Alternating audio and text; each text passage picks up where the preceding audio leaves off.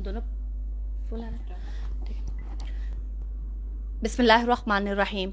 जैसा कि मैंने कई मरतबा ग़ज़वा हिंद की बात की, तो बहुत सारे जो लोग हैं वो हमेशा तनकीद भी करते थे और मुझसे सवाल भी करते थे कि ग़ज़वा हिंद तो जब अरब से आए थे मोहम्मद बिन कासिम, तो उस वक्त तो ये ग़ज़वा हिंद हो चुकी है, तो अब आप इसका ज़िक्र क्यों करती हैं? तो जैसा कि मैंने अक्सर कहा कि मैं और या जान मकबूल साहब की बहुत ज़्यादा जो है वो उनकी बातों को ऐसी शख्सियत हैं जिन्होंने हदीस हैं, मुस्तनद अहादीस हैं, उनको कोट किया और उनके अपनी जो नबी की उम्मत है उनके लिए जो बेहतरीन जो हैं वो पैगामात जो हैं वो अपनी वीडियोस के ज़रिए उन्होंने पहुंचाए हैं। तो मैं आज इनसे मिलने आई हूँ। तो सर, मैं आपसे सिर्फ जो है वो ये ग़ज़वा हिंद के बारे में सवाल करना चाहती हूँ, और जिसमें कश्मीर की जो आज़ादी है उसके बारे में भी आप क्या कहेंगे? देखिए, रसूल अकरम सल्लल्लाहु अलैहि वसल्लम की जो नबूवत की बहुत बड़ी दलीलें हैं, उनमें से सबसे अहम तरीन दलील ये है कि आप सल्लल्लाहु अलैहि वसल्लम जब मदीना पहुंचे हैं तो उस मदीना में आपके पास 100-125 लोग थे और बदर तक आपके पास 313 लोग थे। उन 313 लोगों के पास बैठ के आप सल्लल्लाहु अलैहि वसल्लम ने जो पेशगोइयां की हैं वो ऐसी थी कि जो उस वक्त अरब के माशरे के अंदर बिल्कुल समझ नहीं आती थी कि ये कैसे मुमकिन होगा। यानी आप पाकिस्तान में रहते हैं, आपको मैं बैठ के कहता हूँ कि कल आप अमेरिका फतह कर लेंगे, परसों आप रूस फतह कर लेंगे, परसों आप चीन फतह कर लेंगे, तो आप कहेंगे ये पागल आदमी है, ये क्या कर रहे हैं। लेकिन रसूल अकरम सल्लल्लाहु अलैहि वसल्लम ने फरमाया कि आप कैसर व कसरा फतह करेंगे, जो आलमी ताकतें थी। और अरब का माशरा वो था कि जहाँ भी हुकूमत भी नहीं बनी थी, एक पैगन, एक ट्राइबल सोसाइटी थी। उस दौरान आपने बहुत सारी ऐसी बातों का जिक्र किया है, और खास तौर पे आप सल्लल्लाहु अलैहि वसल्लम ने कम से कम 2 से 2,500 हदीस हैं जो मेरे और आपके ज़माने के बारे में आपने बताई और वह तफसील से बताई। उन अहादीस के अंदर बड़ी तफसील से उस तरतीब का भी जिक्र है जिस तरतीब के अंदर ये आखिरी ज़माना बर्पा होना है। और उस आखिरी ज़माने के अंदर आपने ख़ास तौर पे हिंद का जिक्र किया है, और हिंद के उसके बारे में आप सोचें कि उस वक़्त हिंद का तस्करा ही कोई नहीं होता था। एक ऐसा खित्ता था जिसके अंदर तकरीबन 580 के करीब छोटे छोटे राजा राजे रहते थे, कोई मरकजी हुकूमत नहीं थी। रसूल अकरम सल्लल्लाहु अलैहि वसल्लम के ज़माने में भी कोई मरकजी हुकूमत नहीं थी, ख़त्म हो चुकी थी। गुप्ता मौर्य जो थे वो भी 150-200 साल के लिए थे, वो भी हज़रत ईसा की आमद से पहले। उस वक़्त आपके ज़माने मुबारक से 18 हदीस मिलती हैं, और 18 हदीस में जो सबसे अहम तरीन हदीसें हैं वो आप एक तरतीब के साथ मिलती हैं कि आप सल्लल्लाहु अलैहि वसल्लम ने फरमाया कि 2 लश्कर ऐसे हैं कि जिन पर अल्लाह ताला ने जहन्नम की आग हराम कर दी। एक लश्कर वो जो कि जहाद हिंद के निकलेगा, और दूसरा ईसा इब्न मरियम को पाएगा, उनके साथ जाके जहाद करेगा। लेकिन बात यहाँ रुकती नहीं। आप सल्लल्लाहु अलैहि वसल्लम ने एक और हदीस है उसमें ये बताया है कि एक ज़माना तुम पे आएगा, हज़रत अबू हुरैरा इसके रावी हैं, कि तुम हिंद के बादशाहों को, यहाँ बादशाह नहीं कहा, बादशाहों कहा है, मैंने बहुत सारे बादशाह होंगे। जब ये ग़ज़वा शुरू होगा तो एक हिंदुस्तान, एक भारत नहीं होगा, यानी बहुत सारे तकसीम। वो कैसे तकसीम होगा मैं बताता हूँ आप। उसको आप जंजीरों में जकड़ के लाएंगे और आप वो जो माल है वो बैतुल मक़दस लेके जाएंगे, और जब आप इनको जंजीरों में जकड़ के ला रहे होंगे तो आप अपने दरमियान ईसा इब्न मरियम को पाएंगे। ये है तरतीब। इस तरतीब को अगर हम जरा सा आंखों में रखें, दिल में रखें, तो हज़रत ईसा अलैहिस्सलाम बिल्कुल आखिर में आने हैं, जब हज़रत इमाम महदी अपना इक़्तिदार कायम कर चुके होंगे, और इस इक़्तिदार के बाद दज्जाल निकलेगा, और दज्जाल मुसलमानों को शिकस्त देता देता देता मस्जिद दमिश्क के अंदर लेके आएगा, तो आखिर में ईसा निकलेगा। तो इसका मतलब है कि एक जंग वहां हो रही होगी और साथ साथ एक जंग यहाँ हो रही होगी साइमल्टेनियसली। इसके अंदर जो अहम तरीन बात है कि हज़रत अबू हुरैरा कहते हैं कि आप सल्लल्लाहु अलैहि वसल्लम ने बाकायदा कहा, मैंने कहा कि मैं अबू हुरैरा तन मन धन आपसे वादा करता हूँ, तन मन धन कुर्बान कर दूंगा और मैं वहां पर रहूंगा, और अगर मैं जिंदा बचा तो मुझ पर जहन्नम की आग हराम हो चुकी होगी, और अगर मैं मर गया तो मैं अफसल शुहदा में से हूँ। ये है वो हिंद। अब इसके अंदर देखें कि सिर्फ यहां पर बात नहीं रुकती। रसूल अकरम सल्लल्लाहु अलैहि वसल्लम के ज़माने के अंदर जहां इस खित्ते में हम रहते हैं, ये खित्ता सिंध कहलाता था। आप देखें कि कभी भी आज तक 1 घंटे के लिए भी किसी हिंदू ने دلی میں بیٹھ کے، پٹنہ میں بیٹھ کے جہاں ان کی حکومتیں تھیں، اس خطے پہ حکمرانی نہیں کی. اگر وہاں موریہ تھے تو یہاں کشاند آئے ہوئے تھے، وہاں کوئی اور تھے تو یہاں ہند اور الیگزینڈر آیا ہوا تھا. یہ خطہ رہا ہی رہتا ہے. آپ نے ایک بہت بڑی حدیث ہے جس میں آپ نے مختلف علاقوں کی تباہی کا ذکر کرتے ہیں. بیضاء الخراب فی الارض، کہ زمین کے اندر تباہی پھیلے گی. اور اس میں جو اس خطے کے بارے میں فرمایا، آپ نے فرمایا خرابت سندھ من الہند، سندھ میں جو خرابی ہوگی، سندھ میں جو تباہی پھیلے گی وہ ہند کی وجہ سے ہوگی. یعنی ہمارا دشمن کون ہے؟ انڈیا. ہمارا دشمن کون ہے؟ بھارت. اور خراب الہند من الصین، اور ہند کی تباہی جو ہے وہ چین سے پھیلے گی. اب مجھے کوئی شخص یہ بتائے کہ سید الانبیاء صلی اللہ علیہ وسلم کے زمانے سے لے کے اب تک، بلکہ اس سے پہلے بھی، چین ان ملکوں میں سے تھا جو لڑائی نہیں کرتے تھے. دیواریں چین بنائی ہوئی تھی، اور اس دیواریں چین کے اوپر وہ سمجھتے تھے کہ یہاں سے ہم لوگوں کو، حکمرانوں کو، لٹیروں کو روک لیں. چنگیز خان روز ان کو آتا تھا، لوٹ لاٹ کے چلا جاتا تھا. بیجنگ میں اس نے اپنا ہیڈ کوارٹر بنایا ہوا تھا. تاریخ کہتی ہے کہ آخری زمانے میں خاقان چین میں 200 لوگوں کو بھیجا، بڑے بڑے تھال میں ہیرے جواہرات بھرے ہوئے تھے. بھر کے اس نے کہا کہ یہ لے جاؤ اور چنگیز خان کو پیش کرو، اور کہو اور بھی دیں گے لیکن ہمارے ساتھ حملہ نہ کرو. تو لیکن چنگیز خان کہتے ہیں بالکل بے ہوشی کا عالم تھا. کبھی کبھی ہوش آتا تھا تو کسی نے کہا کہ خاقان چین نے بندے بھیجے ہیں، تو اس نے کہا تھا ان کا سر کاٹ کے تھال میں واپس رکھ کے بھیج دو اور ہیرے جواہرات رکھ دو. تو یہ چینی تھے. اس چینیوں کے بارے میں رسول اکرم صلی اللہ علیہ وسلم نے کہ ان کی وجہ سے انڈیا تباہ ہوگا. آج اگر کوئی شخص کھڑا ہو کے اس بارڈر کے اوپر، لداخ کے بارڈر کے اوپر کہے کہ رسول اللہ علیہ وسلم کی حدیث غلط ہے تو وہ پاگل ہے، وہ جھوٹا ہے. آج چین کی اگر کوئی مقابلہ کسی بھی ملک کے ساتھ ہے تو بھارت کے ساتھ. چین کا بارڈر کہیں بھی تباہ کیا جائے گا تو بھارت کے ساتھ کیا جائے گا. چین کی سی پیک کہیں بھی تباہ کی جائے گی تو بھارت کے ساتھ کی جائے گی. یہ ہے اصل میں صورتحال. اب ایسے معاملے کے اندر غزوہ ہند جو ہے وہ اس خطے کی سرزمین پہ ہونا ہے. لیکن اس سے پہلے ہونا یہ ہے کہ جو جنگ ہم لڑ رہے ہوں گے نا، اس جنگ میں ہو سکتا ہے ہمیں کافی نقصان بھی ہو جائے، کیونکہ خراب سندھ ابھی ہو بھی رہا ہے. یہ جتنے بھی طالبان اٹھے ہوئے ہیں، انڈیا کے اسپانسرڈ جو طریقے طالبان پاکستان ہے، یا یہاں پر جو دہشت گردی ہو رہی ہے، یا جو بلوچستان میں، سب وہیں سے ہو رہا ہے. ہم خرابی ہو رہی ہے ہمارے یہاں. آپ خود سوچیں نا، آپ صلی اللہ علیہ وسلم فرمایا خرابت سندھ من الہند. کبھی کسی نے سوچا تھا کہ سندھ تو ہندوستان کا حصہ ہے، سندھ تو ان کے ساتھ رہتا ہے، یہاں بھی ہندو ہیں وہاں بھی ہندو ہیں، سندھ میں کیسے خرابی ہوگی؟ لیکن آج وہ یقین کرنا پڑتا ہے کہ سندھ میں انڈیا سے خرابی ہو رہی ہے اور انڈیا کی خرابی وہاں سے. تو اس وقت یہ چل پڑا ہوا، ہم اس دور میں داخل ہو چکے ہیں. یہ جب میکسیمم میں ہوگا تو اس طرف دوسری جنگ چلی ہوگی تو وہاں سے بھی لشکر بھیجا جائے گا تاکہ اس علاقے میں فتح کرے. اچھا سر، آپ کو کیا لگتا ہے کہ غزوہ ہند کی شروعات ہو چکی ہے؟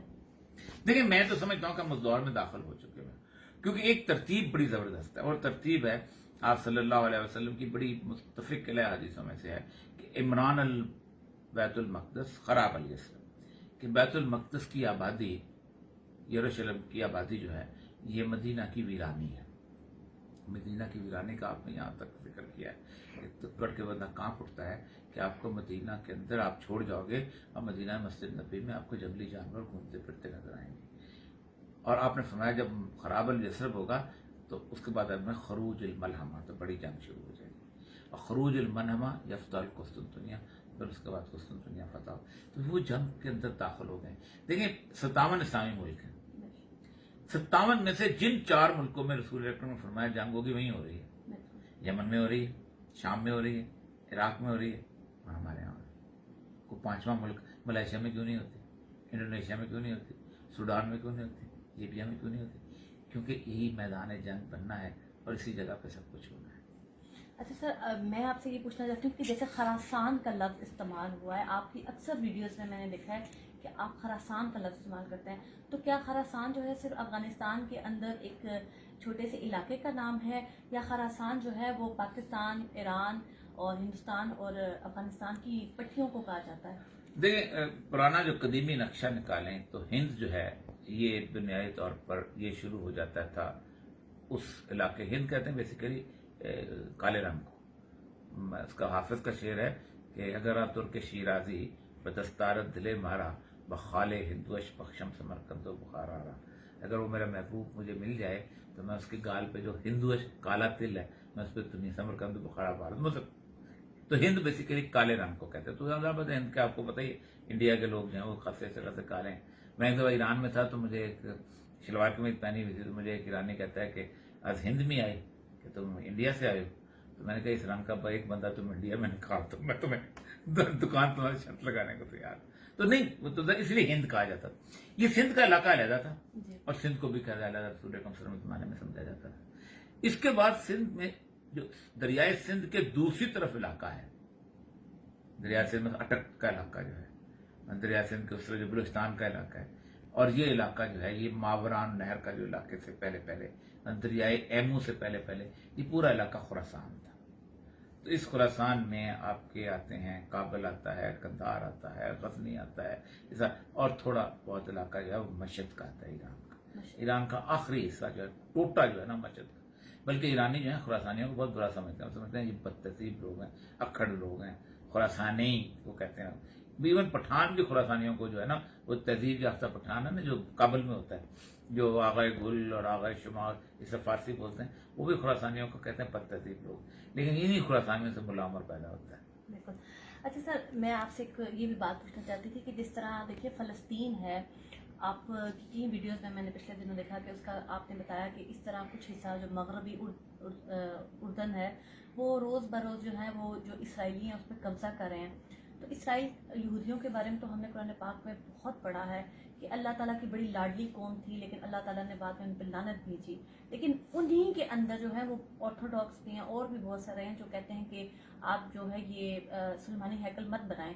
تو آپ کیا سمجھتے ہیں کہ کیا نبی کریم کی احادیث ایسی موجود ہیں کہ مسجد اقصی کو شہید کیا جائے گا اور تیسرا تھرڈ ٹیمپل بنایا جائے گا؟ دیکھیں سورہ بنی اسرائیل, حدیث تو بات کی بات ہے, سورہ بنی اسرائیل پوری تاریخ ہے یہودیوں کی.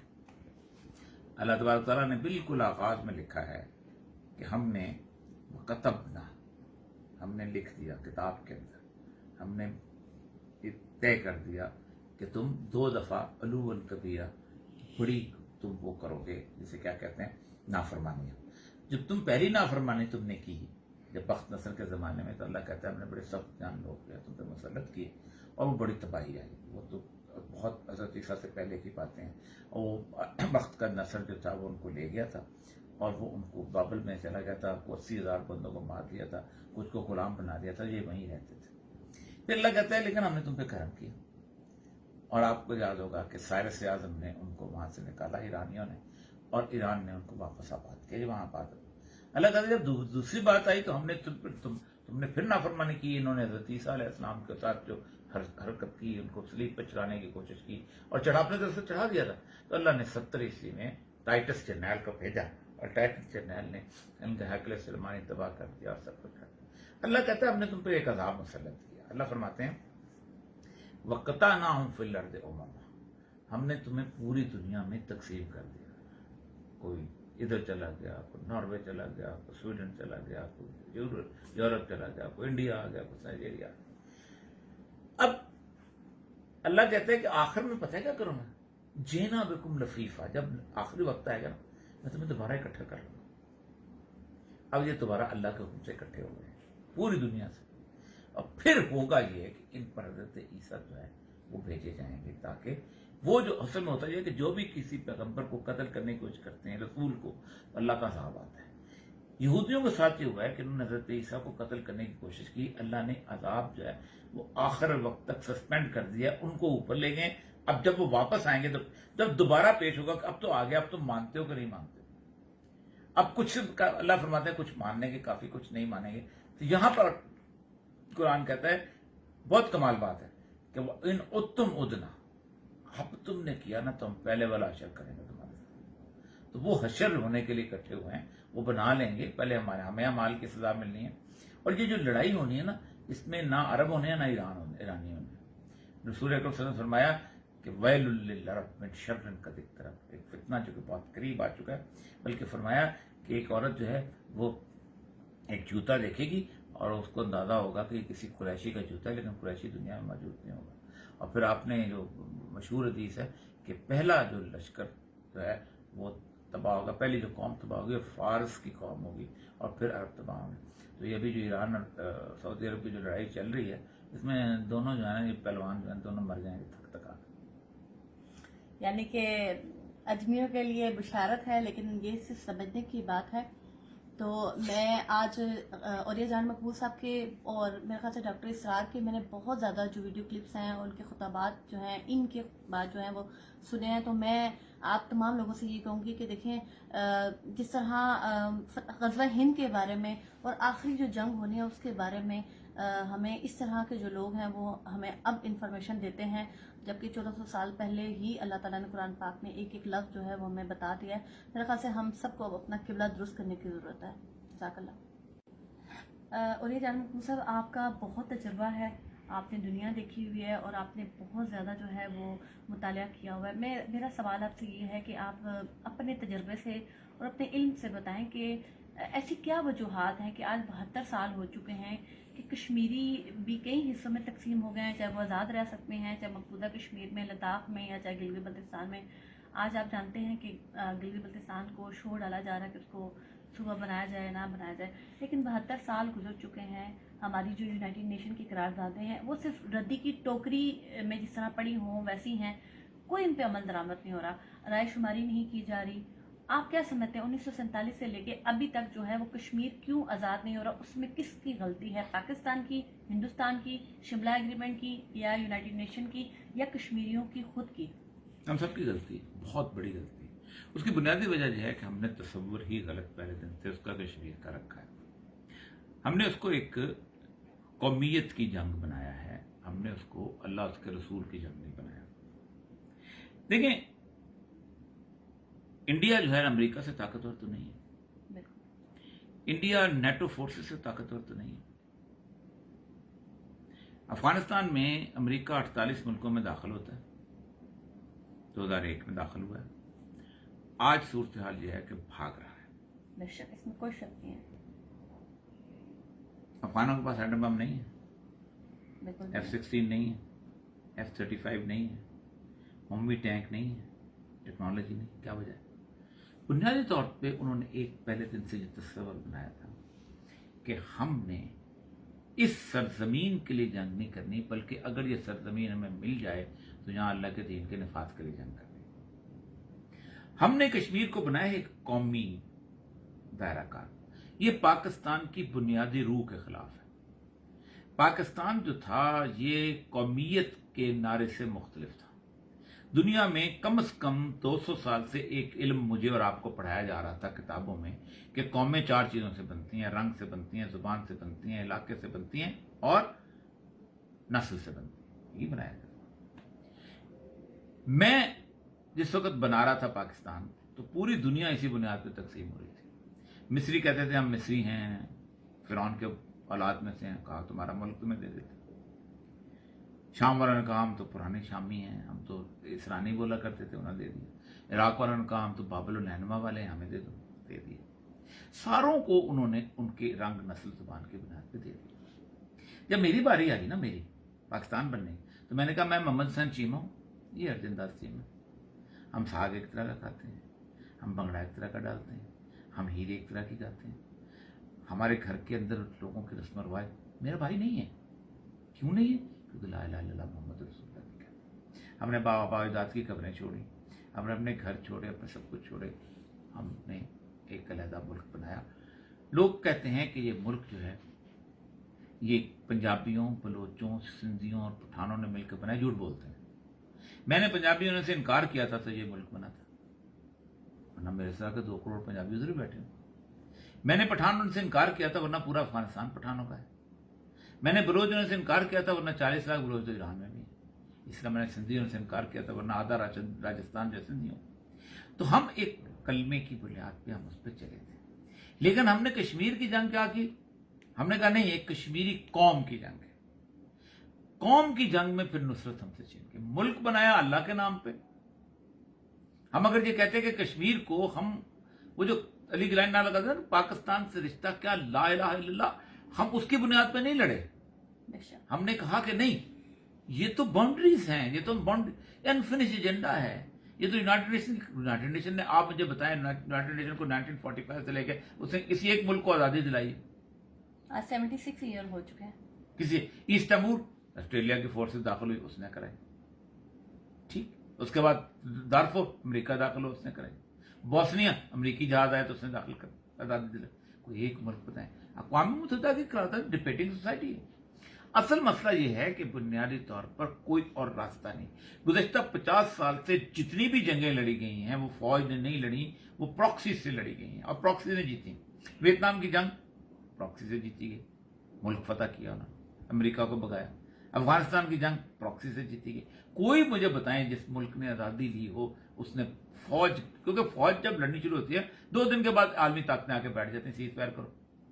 اور پاکستان اور انڈیا تو اب اس قسم کی صورتحال میں آ گئے ہیں، ہم کبھی جنگ کر ہی نہیں سکتے، اس لیے کہ ہم ایٹامک پاور ہیں.